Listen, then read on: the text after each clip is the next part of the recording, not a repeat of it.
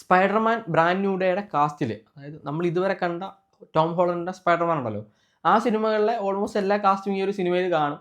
പിന്നെ പുതിയതായിട്ടുള്ളതെന്ന് വെച്ച് കഴിഞ്ഞാൽ മാർക്ക് റഫലോയുടെ ഹൾക്ക് ഈ ഒരു സിനിമയിൽ കൺഫേം ആയിട്ട് കാണുമെന്ന് പറയുന്നുണ്ട്. പിന്നെ ജോൺ ബ്രന്തലിൻ്റെ പണിഷർ, ഈ 2 ക്യാരക്ടേഴ്സ് ഈ സിനിമയിൽ കാണും. പിന്നെ പീറ്റർ പാർക്കറിൻ്റെ ന്യൂ ലവ് ഇൻട്രസ്റ്റ് ആയിട്ടുള്ള ഗെൻ സ്റ്റേസി കാണും. ഗെൻ സ്റ്റേസി ആയിട്ട് വരുന്നത് സൈഡി സിംഗ് ആണ്, അതും കൺഫേംഡ് ആണ്. പിന്നെ മൈക്കിൾ മാൻഡോയുടെ സ്കോർപ്പിയോൺ എന്ന് പറയുന്ന ഒരു സൂപ്പർ വില്ലൻ, നമ്മൾ ഈ ഒരു ക്യാരക്ടറിനെ അവസാനം കണ്ടത് ഹോം കമ്മിങ്ങിൻ്റെ പോസ്റ്റ് ക്രെഡിറ്റ് സീനിലാണ്. അപ്പം ഈ ഒരു ക്യാരക്ടറിന് അല്ലെങ്കിൽ ഈ ഒരു വില്ലന് ഈ സിനിമയിൽ ഒരു മേജർ റോൾ ഉണ്ട് എന്നാണ് പറയുന്നത്.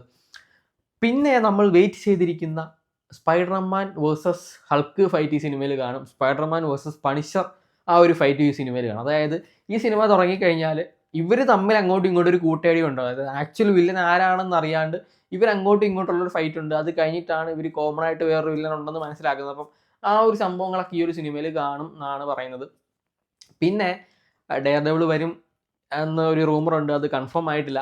കുറേയധികം ക്യാമിയോസിനെ പറ്റിയിട്ട് ഈ സിനിമ അങ്ങനെ റൂമറുകളുണ്ട്. നിങ്ങൾ കേട്ട ഇൻട്രസ്റ്റിംഗ് ആയിട്ടുള്ള, അല്ലെങ്കിൽ നിങ്ങൾക്ക് തോന്നുന്ന ഈ ഒരു സിനിമയിൽ ക്യാമിയോ വരും തോന്നുന്ന ഇൻട്രസ്റ്റിംഗ് ആയിട്ടുള്ള ക്യാരക്ടേഴ്സ് ആരെങ്കിലും ഉണ്ടെന്നുണ്ടെങ്കിൽ നിങ്ങൾ കമൻറ്റ് ചെയ്യും.